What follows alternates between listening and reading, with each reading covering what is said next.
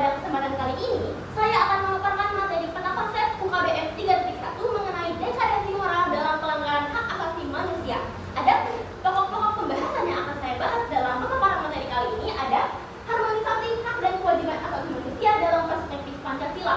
Poin pertama ada konsep hak dan kewajiban asasi manusia dengan subpoinnya, yaitu makna hak asasi manusia dan makna kewajiban asasi manusia. Poin kedua ialah substansi hak dan kewajiban asasi manusia dalam nilai Pancasila dengan subpoinnya, yaitu hak dan kewajiban asasi manusia dalam nilai dasar Pancasila. Yang kedua, hak dan kewajiban asasi manusia dalam nilai instrumental Pancasila. Dan yang ketiga ialah hak dan kewajiban asasi manusia dalam nilai praksis Pancasila. Poin ketiga ada kasus pelanggaran hak asasi manusia dengan subpoinnya, yaitu penyebab pelanggaran hak asasi manusia dan kasus-kasus pelanggaran hak asasi manusia. Dan poin terakhir yang akan saya bahas yaitu mengenai upaya penegakan hak asasi manusia dengan subpoinnya, yaitu upaya pemerintah dalam penegakan HAM dan upaya penegakan kasus pelanggaran hak asasi manusia. Poin pertama yang akan saya bahas mengenai konsep hak dan kewajiban asasi manusia. Hak asasi manusia muncul pada tahun 1948. Hak asasi manusia ini muncul seiring dengan lahirnya Declaration of Human Rights. Nah, pada awalnya hak asasi manusia ini dinamai dengan istilah the right of man. Namun istilah tersebut dirasa kurang tepat karena belum adanya mencakup hak asasi yang dimiliki oleh kaum perempuan. Nah, adapun makna dari hak asasi manusia. Nah, secara dasarnya, makna hak asasi manusia ini merupakan hak-hak pokok atau hak dasar yang dimiliki oleh setiap orang sedari ia lahir sebagai anugerah dari Tuhan Yang Maha Esa yang wajib dihormati, dijunjung tinggi, dan dilindungi oleh negara, hukum, pemerintah, dan orang setempat demi menjaga kehormatan dan melindungi harkat dan martabat dari seseorang tersebut. Nah, adapun sifat-sifat dari hak asasi manusia ini ada 4. Yang pertama ialah universal atau menyeluruh, yang artinya hak asasi manusia ini berlaku untuk semua orang di seluruh dunia tanpa terkecuali. Kedua ialah utuh, yang berarti hak asasi manusia ini tidak dapat dibagi-bagi dan setiap orang berhak untuk mendapatkannya. Ketiga ialah hakiki, yang berarti setiap orang itu mendapatkan hak asasi manusianya sedari ia lahir. Dan yang terakhir ialah permanen atau kekal, yang berarti setiap orang mendapatkan hak asasi manusianya dan tidak dapat dicabut atau diubah-ubah. Selanjutnya, makna kewajiban asasi manusia. Nah, secara umum, kewajiban manusia ini meliputi yang sudah tertera pada Undang-Undang Republik Indonesia tahun 319 tahun 1999. Nah, adapun hak kewajiban asasi manusia ini meliputi poin-poin seperti berikut. Yang pertama, wajib untuk patuh terhadap peraturan perundang-undangan, hukum tata tulis, dan hukum internasional yang diterima oleh negara sebagaimana tertera pada pasal 67. Kedua, wajib untuk ikut serta dalam upaya pembelaan negara sesuai dengan peraturan perundang-undangan yang berlaku sesuai dengan pasal 68. Ketiga, wajib untuk menghormati hak asasi orang lain, moral, etika, serta tata tertib kehidupan bermasyarakat, berbangsa, bernegara sesuai dengan pasal 69 ayat 1. Selanjutnya, wajib untuk menghormati hak asasi orang lain secara timbal balik seperti yang sudah tertera pada pasal 69 ayat 2. Dan yang terakhir ialah wajib untuk tunduk pada peraturan perundang-undangan dan mengikuti hak serta kebebasannya sesuai dalam pasal 70.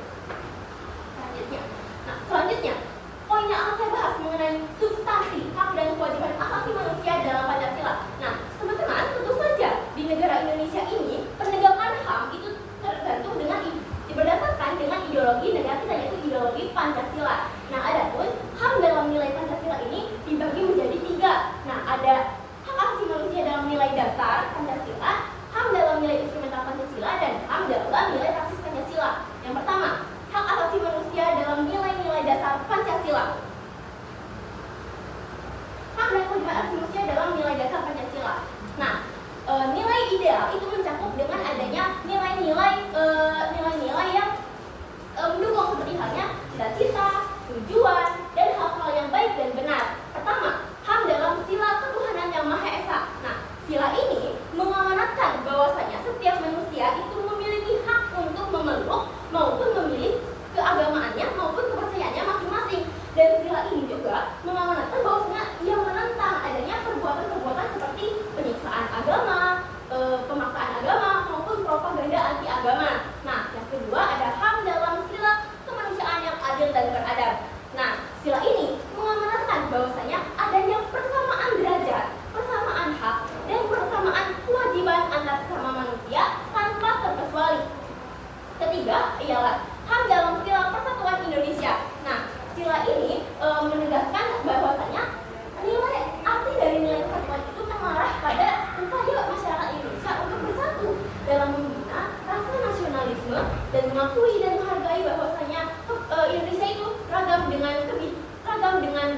perbedaan. Keempat ialah hak dalam sila kerakyatan yang dipimpin oleh hikmat kebijaksanaan dalam permusyawaratan perwakilan.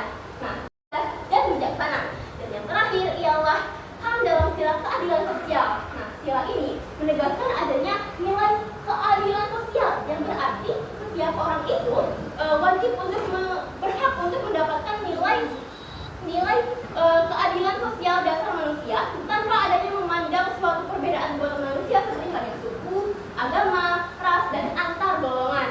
Nah, yang kedua,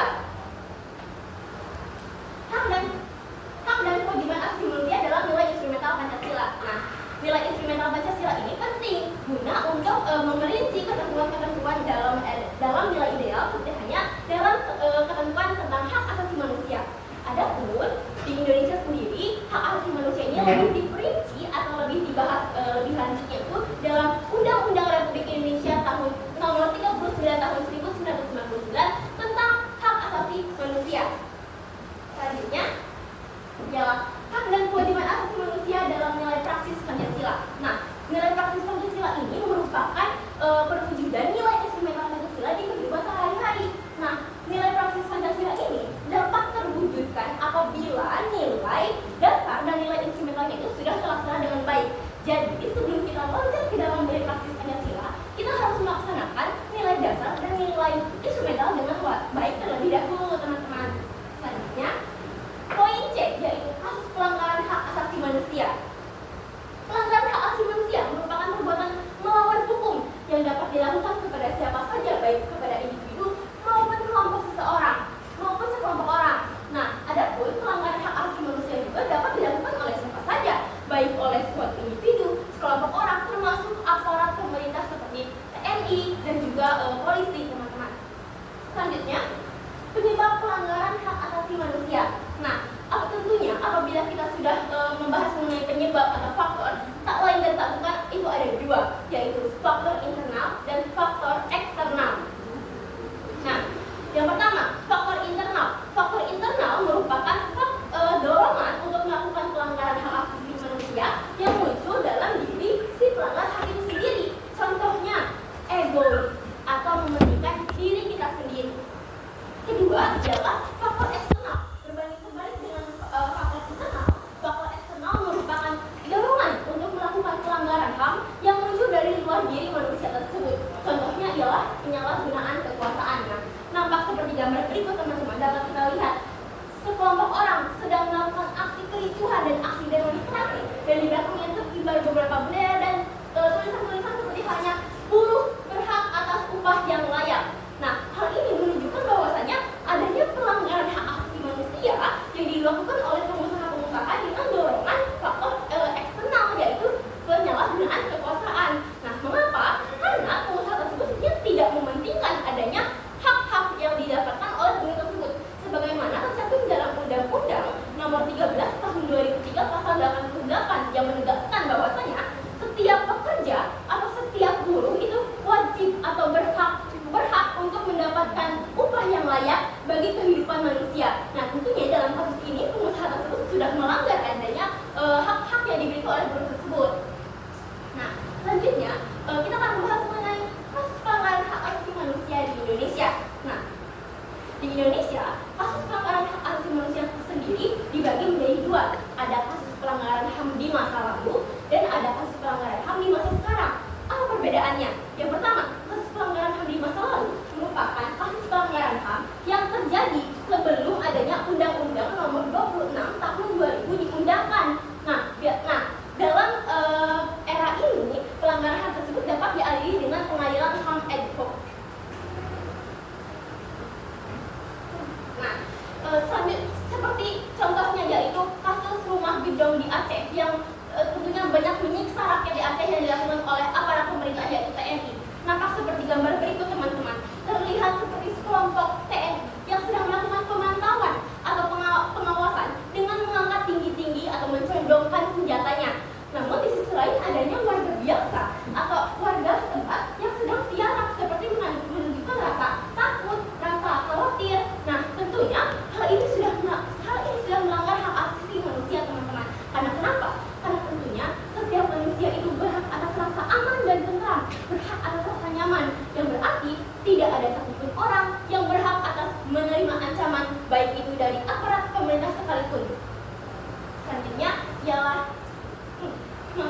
Sebelumnya selanjutnya poin yang akan saya bahas merupakan pelanggaran HAM di masa sekarang. Nah, pelanggaran HAM di masa sekarang merupakan pelanggaran HAM yang terjadi setelah Undang-Undang Nomor 26 Tahun 2000 itu diundangkan.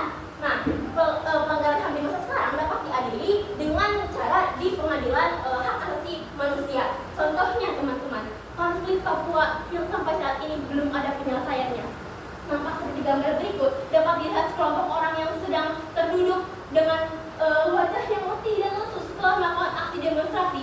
Dan juga apabila kita lihat secara rinci, adanya tulisan-tulisan seperti Jokowi, ayo buka mata melihat HAM di Papua, dan Indonesia tanggung jawab pelanggaran HAM di Papua. Serta yang di tengah yaitu Stop Killing Papuan People in the Name of NKRI, yang memiliki arti bahwasanya ayo berhenti untuk membunuh orang-orang di Papua dengan mengatasnamakan Negara Kesatuan Republik Indonesia.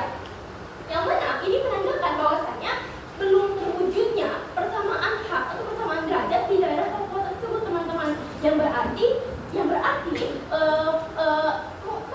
pengimplementasian hak asasi manusia dalam nilai dasar Pancasila pun belum terlaksana dengan baik. Seperti halnya apabila kita, seperti yang sudah saya sebutkan tadi, dalam sila kedua itu mengamanatkan bahwasanya adanya persamaan hak dan persamaan derajat tanpa memandang latar belakang apapun.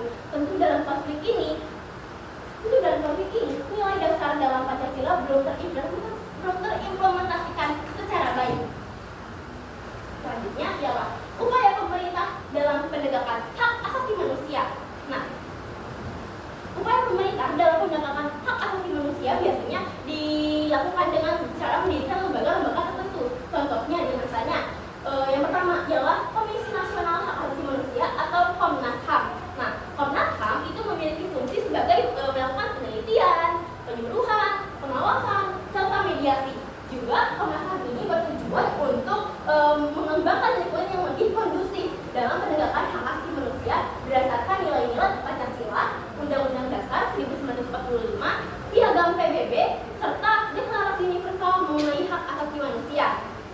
Nah, selanjutnya ialah adanya pengadilan HAM. Nah, pengadilan HAM merupakan pengadilan yang memang secara khusus bertugas untuk menangani kasus-kasus pelanggaran hak asasi manusia yang memang tergolong sangat berat.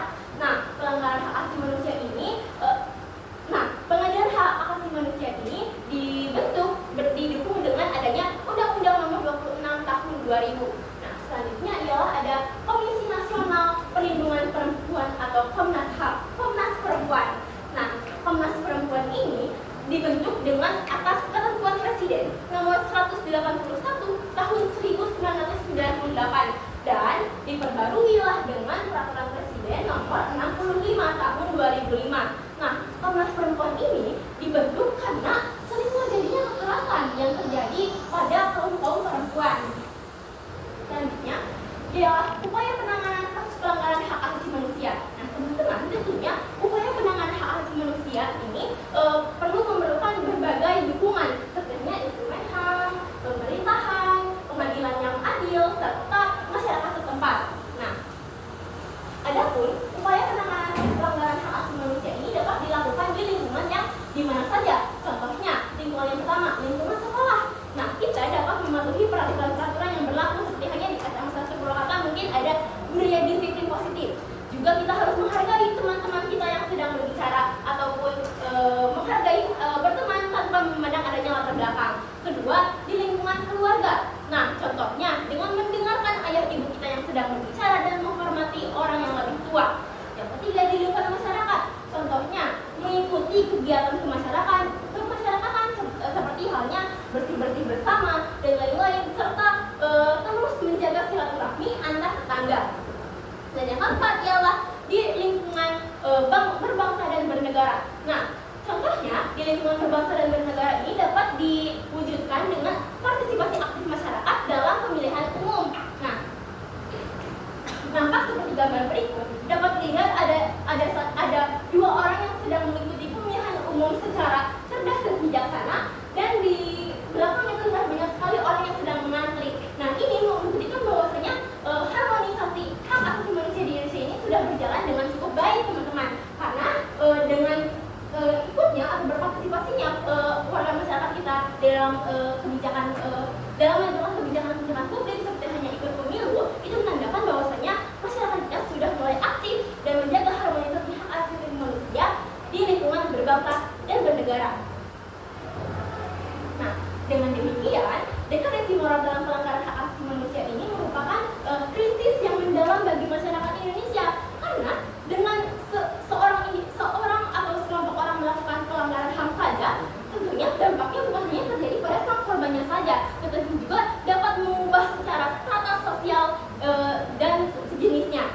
Oleh karena itu, upaya untuk menyelesaikan masalah ini perlu melibatkan dari berbagai aspek, seperti halnya pendidikan moral, dan yang kedua pengadilan yang adil, dan yang ketiga ialah pendidikan tentang hak asasi manusia, agar kesadaran masyarakat mengenai hak asasi manusia ini dapat meningkat sehingga akan terciptanya lingkungan yang lebih inklusif, di mana seseorang tanpa memandang latar belakang dapat merasa lebih diterima dan lebih dihargai di lingkungannya masing-masing, teman-teman.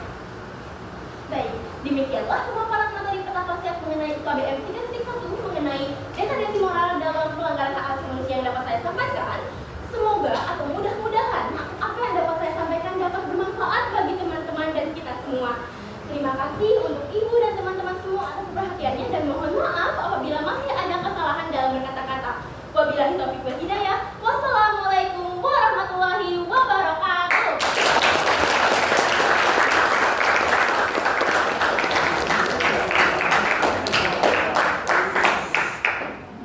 Bagus.